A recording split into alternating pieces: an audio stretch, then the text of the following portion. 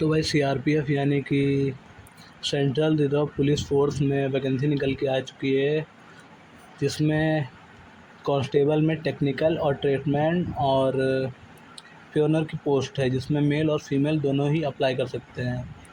तो बात करें अगर इसकी अप्लाई डेट की, तो जो इसकी स्टार्टिंग डेट है जब से आप इसके लिए अप्लाई कर सकते हैं वो 20 अप्रैल 2026 और जो इसकी अप्लाई लास्ट डेट है वो है 19 मई 2026। तो इसमें आगे बढ़ने से पहले एक जो इम्पोर्टेंट डिटेल है वो आपको बता दूँ, जो इसका रिक्रूटमेंट प्रोसेस है वो आपको जानना ज़रूरी है। जैसे कि यहाँ पे दिया हुआ है रिक्रूटमेंट प्रोसेस, जिसमें ये है कि पहले आपका फ़िज़िकल एफिशिएंसी टेस्ट होगा, फिर आपका फ़िज़िकल स्टैंडर्ड टेस्ट होगा, फिर आपका सीबीटी होगा यानी कंप्यूटर बेस्ड टेस्ट। यानी कि बहुत से एग्ज़ाम में पहले सीबीटी होता है देन फिज़िकल होता है, लेकिन इसमें पहले फ़िज़िकल होगा उसके बाद सीबीटी होगा, उसके बाद आपका ट्रेड टेस्ट होगा। यानी कि जिस भी ट्रेड के लिए आप अप्लाई करते हैं उस ट्रेड का काम आपको आना चाहिए, तो उसी से रिलेटेड आपका ट्रेड टेस्ट होगा।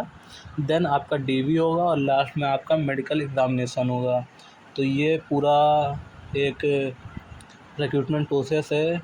इसमें ये है कि आपको फ़िज़िकल की तैयारी पहले करनी है, देन अगर आप उसमें क्लियर हो जाते हैं तभी आपको सीबीटी देने का मौका मिलेगा, अदरवाइज़ आपको मौका नहीं मिलेगा अगर आप फ़िज़िकल स्टैंडर्ड टेस्ट या फिर फ़िज़िकल एफिशिएंसी टेस्ट पास नहीं कर पाते हैं। तो ये एक इम्पॉर्टेंट डिटेल थी जो मुझको आपको बतानी थी। तो बात करें जो आपकी एग्ज़ाम होगा सीबीटी, वो आपका इंग्लिश और हिंदी दोनों ही लैंग्वेज में आएगा, सिर्फ इंग्लिश सब्जेक्ट को छोड़ के, क्योंकि जो इंग्लिश है वो इंग्लिश में ही आता है। लेकिन इसमें आप एग्ज़ाम लैंग्वेज चूज़ कर सकते हैं कि आपको हिंदी में एग्ज़ाम देना या फिर इंग्लिश में। तो बात करें अगर इसमें सैलरी की, तो जो इसमें पे लेवल है वो 3, जिसमें आपकी 21,700 से 70,000 तक सैलरी है। तो ये जो आपकी सैलरी है ये आपकी विदाउट अलाउंस है, मतलब जब आप इसमें सारे अलाउंस ऐड कर देंगे तो आपकी 30,000 प्लस सैलरी जाएगी, जो कि आपकी स्टार्टिंग सैलरी है, जो कि आपकी फ़र्स्ट मंथ में ही आएगी। स्टार्टिंग सैलरी वो होगी 30,000 प्लस। तो अगर बात करें नंबर ऑफ़ पोस्ट की, तो जैसा कि यहाँ पे दिया हुआ है, इसमें टोटल 9,175 पोस्ट हैं, जिसमें आपकी जो मेल के लिए पोस्ट है वो 9,000 प्लस है और फीमेल के लिए सिर्फ 79 पोस्ट है। तो इसमें फ़ीमेल में बहुत ज़्यादा कंपटीशन नहीं होता है, तो अगर फ़ीमेल भी ये नंबर देख के डिमोटिवेट ना हो, अगर आप अप्लाई करना चाहती हैं तो ज़रूर अप्लाई करें। तो जैसा कि यहाँ पे पूरा चार्ट दिया हुआ है, जो भी मेल के लिए पोस्ट हैं उसका चार्ट ये है। तो जैसा कि आप देख सकते हैं यहाँ पे स्टेट दिए हुए हैं और यहाँ पे पोस्ट नेम दिए हुए हैं। मतलब इसमें ये चार्ट देख के आप ये पता लगा सकते हैं कि किस ट्रेड की पोस्ट किस ट्रेड में किस कैटेगरी कितनी है। तो जैसा कि बात करें ब्रास बैंड की, तो इसमें अंडमान और निकोबार में सिर्फ टोटल 1 पोस्ट है ड्राइवर की, जो कि यहाँ पे लिखी हुई है। और ऐसे ही करके सारे स्टेट की पोस्ट यहाँ पे आपकी लिखी हुई है, टोटल कितनी पोस्ट हैं। तो इस चार्ट को अगर आप देख लेते हैं तो आप ये जान सकते हैं कि किस स्टेट में ज़्यादा पोस्ट है और किस स्टेट के लिए आप अप्लाई कर सकते हैं। आप अपने स्टेट में अप्लाई कर सकते हैं या नहीं, या आप जिस स्टेट के लिए अप्लाई करना चाहते हैं उस स्टेट की पोस्ट आपके स्टेट में है या नहीं। और ये फ़ीमेल पोस्ट का चार्ट, जिसमें किस स्टेट में किस चीज़ की कितनी पोस्ट हैं, आप यहाँ पे देख सकते हैं। इसमें जैसे कि वेस्ट बंगाल में यहाँ पे टोटल 6 पोस्ट हैं और 6 पोस्ट किस किस की हैं, जैसे कि इसमें 6 पोस्ट जिसकी हैं वो है वाटर कैरियर और पाइप बैंड और बगलर और ब्रास बैंड। तो ऐसे करके आप चार्ट में देख सकते हैं कि किस स्टेट की कितनी पोस्ट है। और ये यहाँ पे वैकेंसीज ऑफ प्योनर विंग, जिसमें 20 वैकेंसी है मेल के लिए, इसमें मैसन और इलेक्ट्रीशियन के लिए पोस्ट हैं। ये इसका चार्ट दिया हुआ है, इसमें भी आपकी किस कैटेगरी कितनी पोस्ट है इस चार्ट में पूरी दी हुई हैं।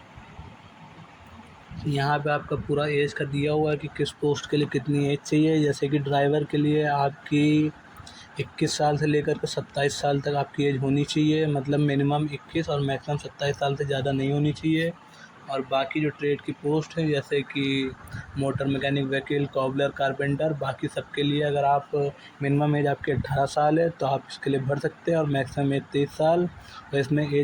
और इसमें एज की छूट भी दी हुई है, जैसा कि आप यहाँ पे देख सकते हैं। SC ST के लिए 5 साल, OBC के लिए 3 साल और बाकी जो एक्स सर्विसमैन उन सब के लिए 2-3 साल, ऐसे करके सबके लिए छूट दी हुई है। तो जो एज आपकी काउंट होगी वो होगी 1/1/2026 से, चाहे आप किसी ट्रेड्समैन के लिए भरें या फिर ड्राइवर के लिए, दोनों की ही एज 1/1/2026 तक काउंट होगी। मतलब 1/1/2026 तक आप 21 साल के होने चाहिए अगर आप ड्राइवर के लिए फॉर्म भर रहे हैं, और अगर आप ट्रेड्समैन के लिए फॉर्म भर रहे हैं तो आपकी एज मिनिमम 18 साल होनी चाहिए 1/1/2026 तक। तो बात करें अगर क्वालिफ़िकेशन की, तो अगर आप ड्राइवर के लिए भरते हैं तो आपका मिनिमम 10th पास होना ज़रूरी है किसी भी बोर्ड से, और आपके पास HMV यानी कि हैवी मोटर व्हीकल का ड्राइविंग लाइसेंस होना चाहिए। अब ये HMV का लाइसेंस क्या होता है, जो कि ट्रक व्रक चलती हैं, मतलब कि जो 4 व्हीलर का होता है वो होता है LMV यानी कि लाइट मोटर व्हीकल, और एक होता है HMV यानी कि हैवी मोटर व्हीकल। तो आपके पास हैवी मोटर व्हीकल का लाइसेंस होना चाहिए। और अगर आप किसी अदर ट्रेड के लिए भरते हैं तो इसमें अलग अलग क्वालिफ़िकेशन दी, जैसे कि आप मैकेनिक मोटर व्हीकल के लिए भरते हैं तो अगर आप 10th पास हैं और आपके पास 2 साल का ITI का सर्टिफिकेट है तो आप इसके लिए अप्लाई कर सकते हैं, अदरवाइज़ नहीं। और जितने भी ऑल अदर ट्रेड्समैन हैं उसके लिए आपके पास सिर्फ अगर आप 10th पास हैं और अगर आप जिस भी ट्रेड के लिए अप्लाई करना चाहते हैं बस वो काम आपको आना चाहिए। जैसे कि आप कॉबलर के लिए अप्लाई कर रहे हैं तो आपको जो भी उसका वर्क होगा, जो भी उसकी जॉब प्रोफाइल होगी, उसका काम आपको आना चाहिए। जो कि आपका ट्रेड टेस्ट होगा उसमें इसी चीज़ का टेस्ट होगा कि जिस पोस्ट के लिए आपने अप्लाई किया है उसका काम आपको आता है या नहीं। और अगर आप ट्यूनर विंग के लिए अप्लाई कर रहे हैं तो भी अगर आप 10th पास हैं पर इसमें आपके पास 1 साल का एक्सपीरियंस होना चाहिए, और अगर आपके पास सर्टिफिकेट है तो आपको प्रेफ़रेंस दी जाएगी। मतलब अगर आपके पास सर्टिफिकेट है तो आपको पहले आपका जो फॉर्म है उसको आपको प्रेफ़रेंस दी जाएगी, अदरवाइज़ जिनके पास नहीं है उनके मुकाबले। और इसमें सिर्फ वही लोग CVT का एग्ज़ाम दे सकते हैं जो कि फ़िज़िकल स्टैंडर्ड टेस्ट क्वालिफ़ाई कर लेते हैं। मतलब इसमें जो हाइट दी हुई है, इसमें जो रनिंग दी हुई है, इसमें जो चेस्ट दिया हुआ है, अगर आप वो क्वालिफ़ाई कर लेते हैं तो ही आपको CVT के लिए बुलाया जाएगा, अदरवाइज़ आपको CVT देने का मौका भी नहीं मिलेगा। तो अगर बात करें फ़ॉर्म फ़ीस की कि इस फॉर्म को भरने के लिए आपकी कितनी फ़ीस लगेगी, तो जो भी इस फॉर्म की फ़ीस भरने के लिए लगेगी, अगर आप जनरल EWS अगर आप OBC से आते हैं तो आपकी फ़ीस मात्र 100 रुपये है, और अगर आप SC ST या फिर आप फ़ीमेल कैटेगरी हैं, मतलब अगर आप फ़ीमेल हैं तो आपकी कोई भी फ़ीस नहीं लगने वाली है। तो यहाँ पे वो सेंटर्स दिए हुए हैं जहाँ पे आपका फ़िज़िकल, ट्रेड टेस्ट और DV के लिए आपके सेंटर जा सकते हैं, आप जिस भी स्टेट के लिए अप्लाई करते हैं। मान लीजिए कि आप दिल्ली के लिए अप्लाई करते हैं तो वहाँ पे जो GC, CRPF, Kharoda Kalan, new Delhi, आपका DV फ़िज़िकल सब कुछ यहीं पे होगा। और मान लीजिए अगर आप अप्लाई करते हैं यूपी में तो इसमें आपका 3 जगह सेंटर जा सकता है, जिसका जो एड्रेस है वो दिया हुआ है, जो कि एक अमेठी में है और एक चंदौली में है और एक लखनऊ में है। तो यहाँ पे सेंटर्स दिए हुए हैं कि कहाँ पे आपका सेंटर जा सकता है अगर आप जिस भी स्टेट के लिए अप्लाई करते हैं। तो अगर बात करें फ़िज़िकल एफिशिएंसी टेस्ट यानी कि आपकी दौड़, आपकी रनिंग क्या रहेगी, तो अगर आप city driver, city motor, mechanic vehicle, gardener, painter, carpenter, brass band, अगर आप इनके लिए अप्लाई करते हैं तो आपको 5 किलोमीटर रनिंग लगानी होगी और आपके पास मैक्सिमम टाइम सिर्फ 24 मिनट का होगा अगर आप मेल हैं। अगर आप फीमेल हैं तो आपको सिर्फ 1.6 किलोमीटर की दौड़ लगानी होगी, जिसमें आपका मैक्सिमम टाइम होगा 8.5 मिनट। और अगर आपको वाटर कैरियर और बार्बर यानी कि जो बाल काटते हैं, हेयर ड्रेसर, वॉशरमैन, तो अगर आप इनके लिए अप्लाई करते हैं तो अगर आप मेल हैं तो आपको सिर्फ 1.6 किलोमीटर की दौड़ लगानी होगी और आपके पास मैक्सिमम टाइम होगा 10 मिनट। और अगर आप फीमेल हैं तो आपको 1.6 किलोमीटर की दौड़ लगानी होगी, आपके पास मैक्सिमम टाइम होगा 12 मिनट। अगर आप मैसन या फिर इलेक्ट्रीशियन के लिए अप्लाई करते हैं तो इसमें सिर्फ मेल की वैकेंसी, इसीलिए फ़ीमेल का कोई भी क्राइटेरिया नहीं दिया हुआ है। तो इसमें आपको 1.6 किलोमीटर की दौड़ लगानी होगी, जिसमें आपका मैक्सिमम टाइम होगा 9 मिनट। तो ये हो गया तो जैसा कि मैंने आपको फ़िज़िकल एफिशिएंसी टेस्ट बता दिया, तो ये है physical standard test. Physical efficiency test में ये होता है कि आपकी दौड़, आपका ये सब होता है, और फ़िज़िकल स्टैंडर्ड टेस्ट में आपकी हाइट, चेस्ट ये सब नापी जाती है, मेज़र की जाती है।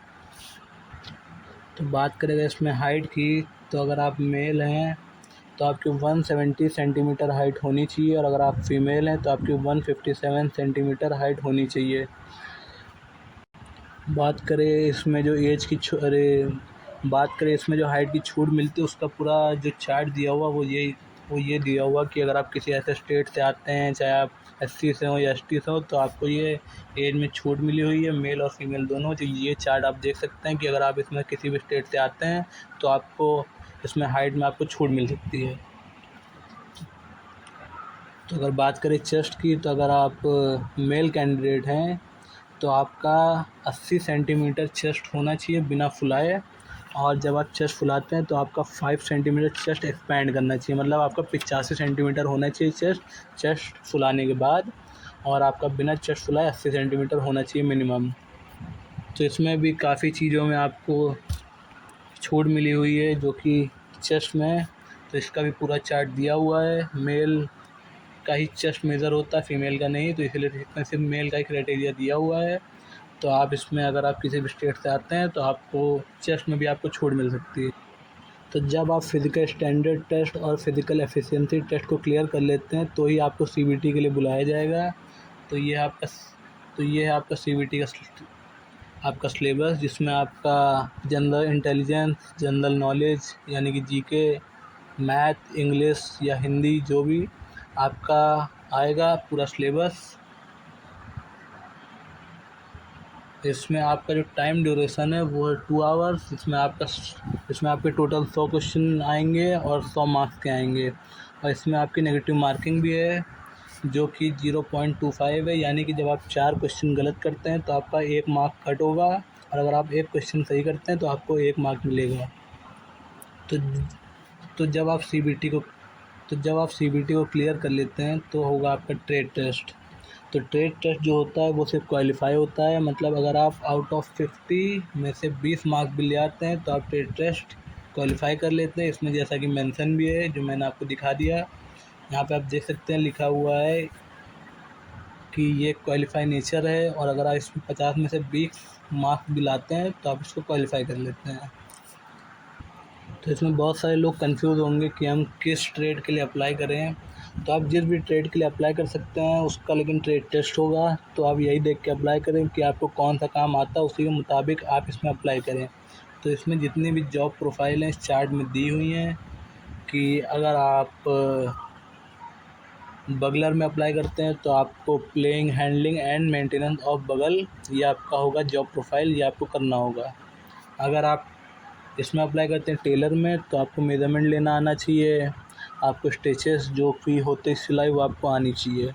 तो इसी तरीके से अगर आप कारपेंटर, पेंटर या आप जिसके लिए भी अप्लाई कर सकते हैं उसका आपको ट्रेड टेस्ट देना होगा, और वो काम आपको आना ही चाहिए, तभी आप ट्रेड टेस्ट पास कर पाएंगे, अदरवाइज़ नहीं, आपके अप्लाई करने का कोई मतलब नहीं है। तो इसीलिए आप इसमें देख लें कि आप कौन सी ट्रेड में अप्लाई कर सकते हैं, इसमें आपको कौन सा काम आता है, ताकि जब आपका ट्रेड टेस्ट हो तो वो आप आराम से क्वालिफाई कर लें।